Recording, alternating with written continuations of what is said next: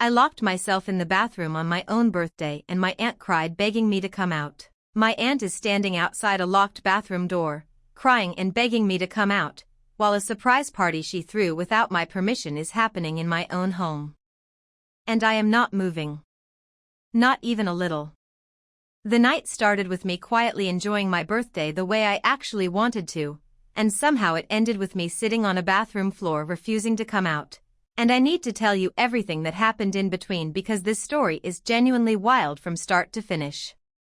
Let me take you back to the beginning, because the context here is everything.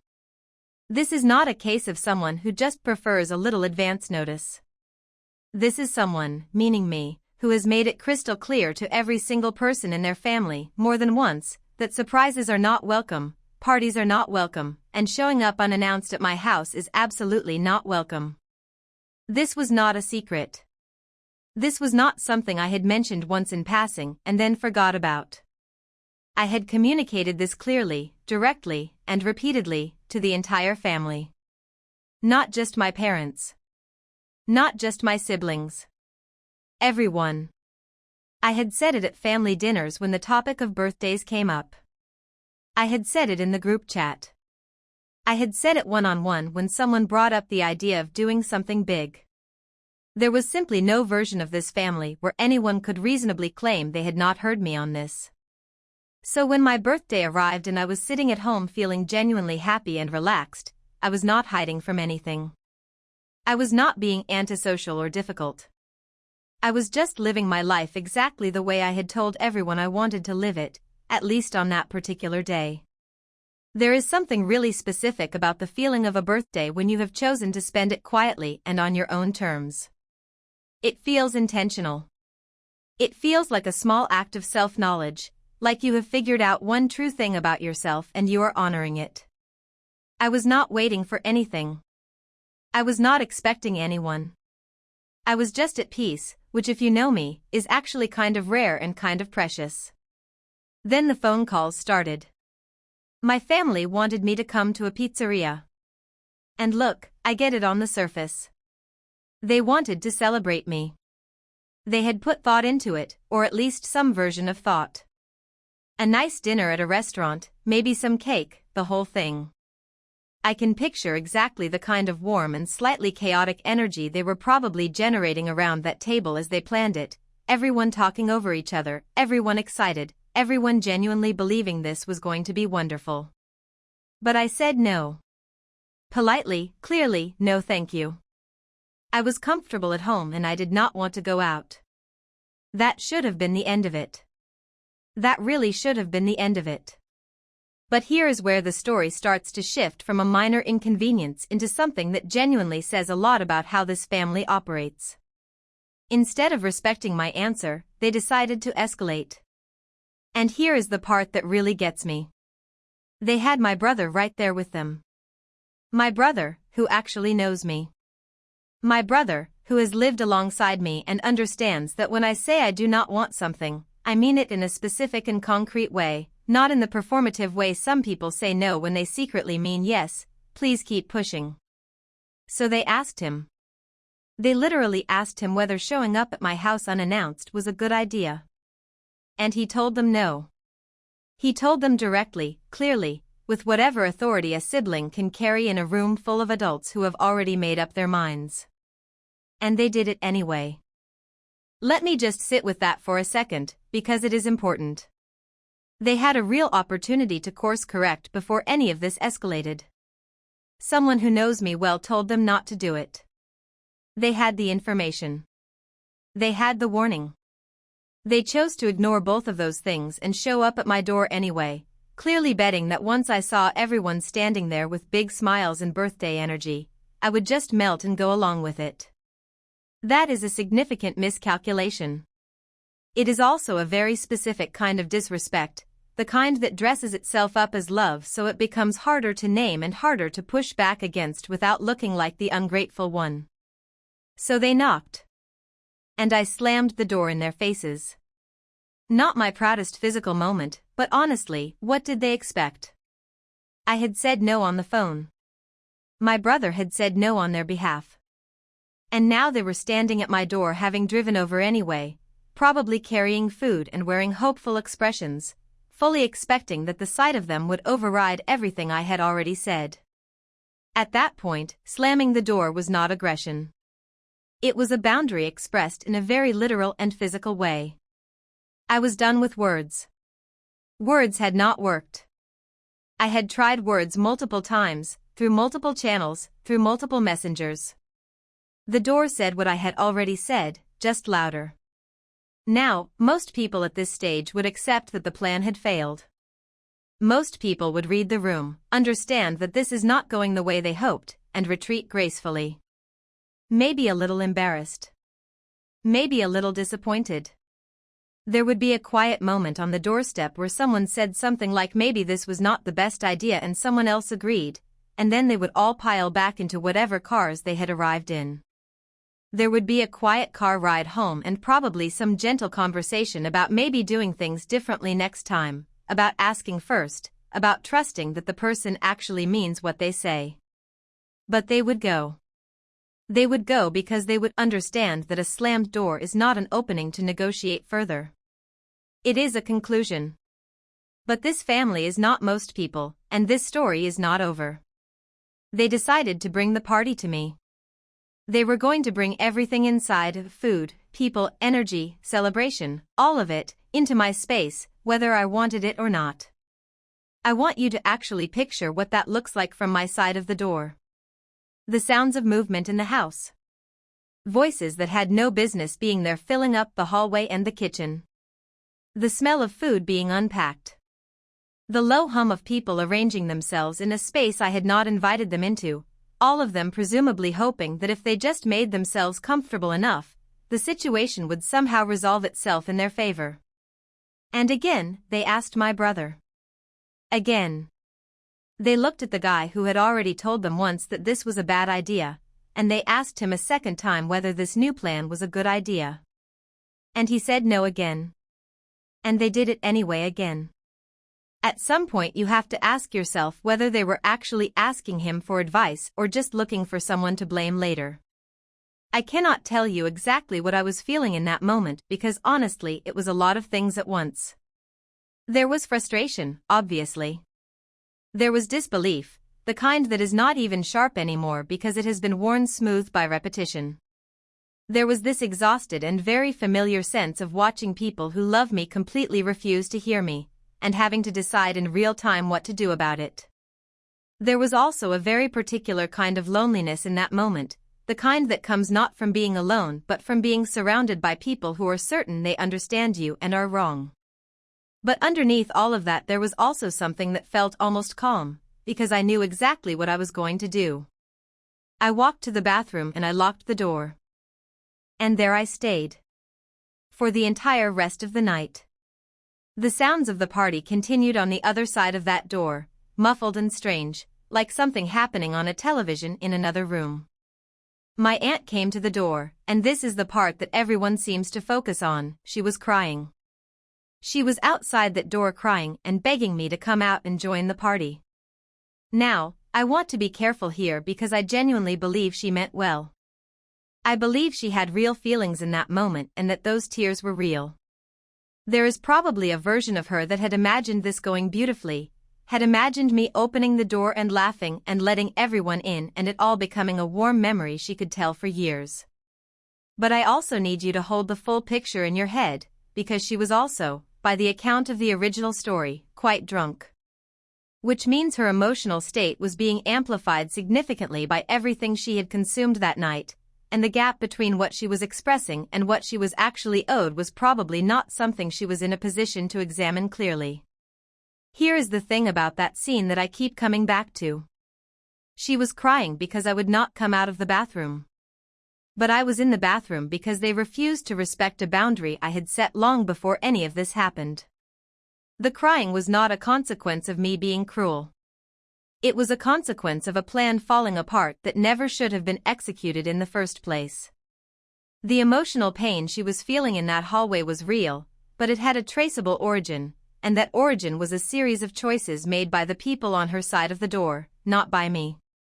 I did not put her in that position. A string of decisions, each one overriding someone else's clearly stated no, put her there. Everyone in that hallway had multiple chances to choose differently. They did not take any of them. I should also mention, because it matters, that this was not even fully my house to control. I was around 17 years old at the time. They had a key. I could not lock them out of the space itself. The bathroom was literally the only room I had full control over. So when people hear this story and imagine some grown adult dramatically locking themselves away from a party, the reality is a bit more specific and a bit more constrained than that. I was a teenager with almost no leverage, in a house I shared, surrounded by adults who had decided that their vision of my birthday mattered more than my own. I had very limited options available to me, and I used the one that I had. That bathroom floor was not a dramatic gesture. It was the only available exit from a situation I had done everything right to prevent. There is also a detail here that I think deserves more attention, which is how this family has processed the story in the years since. They joke about it. They say they are afraid I will shut the door on them if they visit unannounced. And I want to point out that this is not actually a funny or exaggerated fear. It is just accurate information about how I operate.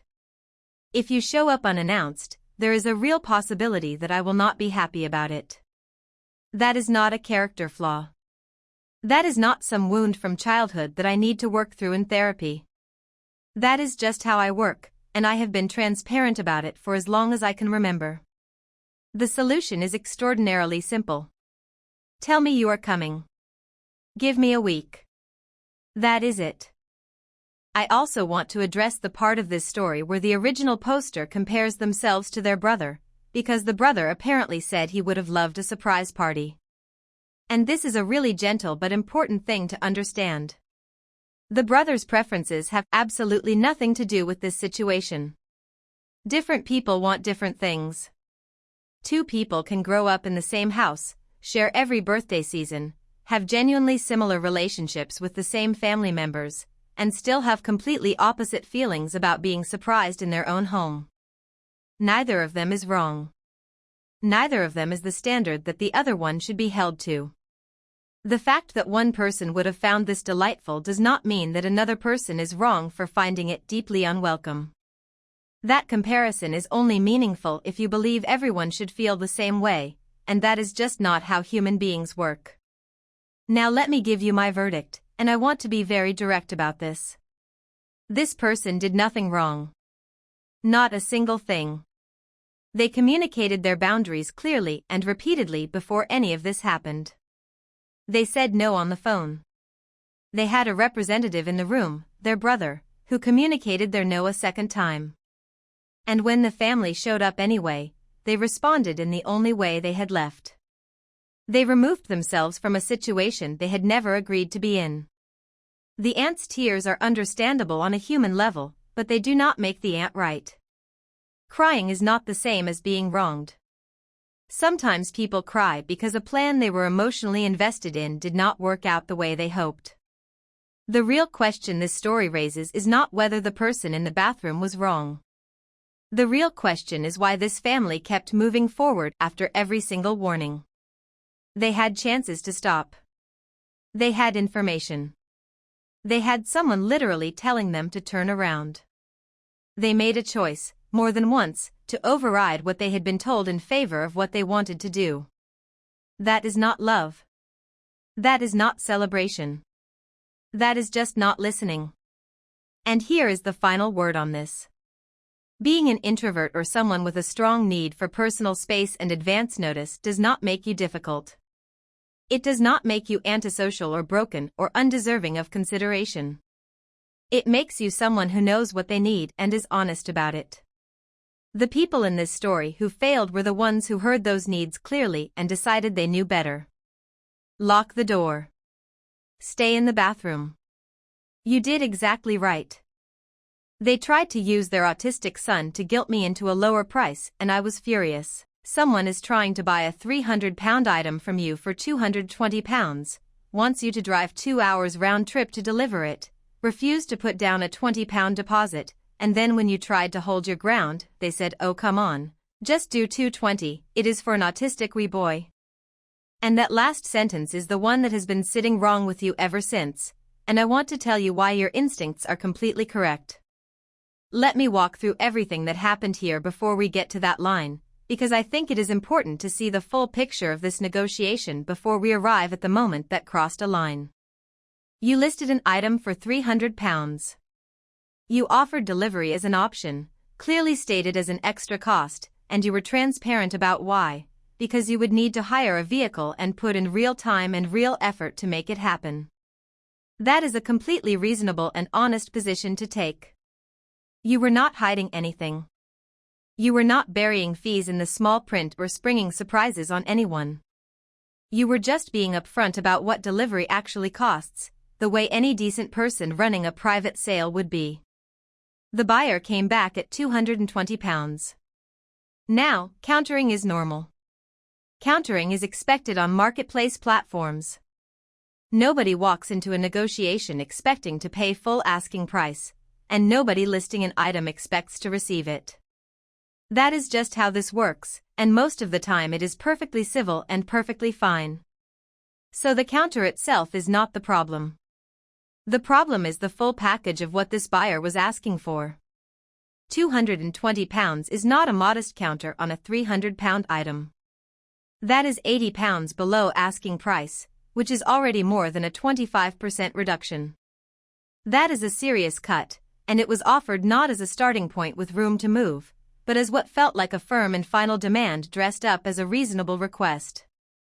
But wait, it gets better. On top of that significant price reduction, they also wanted delivery. Not just delivery in the abstract, but a 2-hour round trip. Picture what that actually looks like from your end. You have to arrange a time, book a vehicle, load something that weighs £300, drive an hour out, unload it at their end, and then drive an hour back home. 2 hours of your time at minimum, probably more once you factor in the loading and unloading and any delays along the way. The cost of hiring a vehicle. The physical effort and the planning involved in moving something that size. All of that is supposed to be absorbed into a price that is already £80 below what you were asking. If you sit down and actually do the math on what this deal costs you in real terms, time and money and energy combined, you are looking at a transaction that makes very little financial sense for you as the seller. So you did something very reasonable. You asked for a £20 deposit. £20. Not 100. Not half the item price. £20, which you yourself noted was less than the vehicle hire alone. Think about that for a second.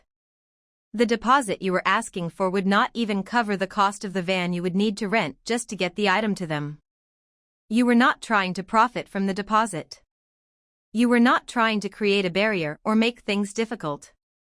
You were trying to protect yourself from the very real and very plausible scenario where you hire the vehicle, block out your day, load the item, and then the buyer goes quiet or backs out and you are left out of pocket with nothing to show for it. That is such a basic and sensible ask that it is genuinely difficult to understand how any reasonable person could object to it. And they refused it. No deposit. Which already tells you something important about this buyer before a single word about their child enters the conversation. Someone who is serious about a purchase, someone who genuinely intends to follow through, does not usually balk at a £20 commitment to secure the deal. The deposit is not a punishment. It is not a sign of distrust. It is a mutual commitment, a small gesture that says I am serious enough about this to put a little skin in the game. When someone refuses that, it often means they are either not serious about buying, or they want to keep all of the options and all of the flexibility on their side while you carry all of the risk. They want you locked in while they stay free to change their mind. Neither of those is a good sign, and at this point you would have been completely justified in walking away from the conversation entirely. But you did not. You came back with a genuinely fair compromise. £250, cash on delivery. You came down £50 from your asking price. You removed the deposit requirement entirely, swallowing the risk yourself. You were still going to do the drive. You were still going to arrange the vehicle hire. You were still giving up a significant chunk of your day and a significant portion of what you originally asked for. That is a seller bending over backwards to make a deal work, not because they had to, but because they were trying to be reasonable and decent and meet someone in the middle. A fair buyer would look at that offer and recognize the effort behind it. They would see someone making a real concession and respond in kind. And then they said it. Oh come on, just do 220, it is for an autistic wee boy. I want you to sit with that sentence for a moment, because there is a lot packed into those few words and I think it deserves to be unpacked carefully rather than just dismissed as rude. They did not mention their child when they first reached out. They did not bring him up when asking about the item, when finding out if it was the right fit, when thinking through whether it would work for their family. They pulled out their child's diagnosis at the exact moment the negotiation was not going their way. Not out of context or vulnerability or genuine explanation. As a move. A calculated pivot designed to make you feel that if you held your ground, you were the one causing harm to a child. That is manipulation. Full stop. And the reason it is especially offensive in this particular situation is something you identified yourself, which is that you have a diagnosis. You have a lived and personal understanding of what it means to be autistic. You have family members with autistic children. This is not an abstract category to you, not a label you read about somewhere and nod along to. It is woven into the fabric of your actual life and the lives of people you love. So when someone reduces that experience to a bargaining chip in a marketplace chat, you are not just noticing a cheap rhetorical trick. You are seeing something that feels like a direct insult to you and to every person in your world who shares that identity. There is also something really worth naming about the logic of what they are implying. They seem to be suggesting that because the item is for an autistic child, you should be willing to absorb the delivery costs, lose money on the sale, give up your time, and accept a price far below what you were asking. Why exactly? What is the mechanism there? How does this child's diagnosis create any kind of financial or moral obligation on your part as a private seller? It does not. It cannot. And the fact that they thought it would is the most revealing thing about this entire interaction.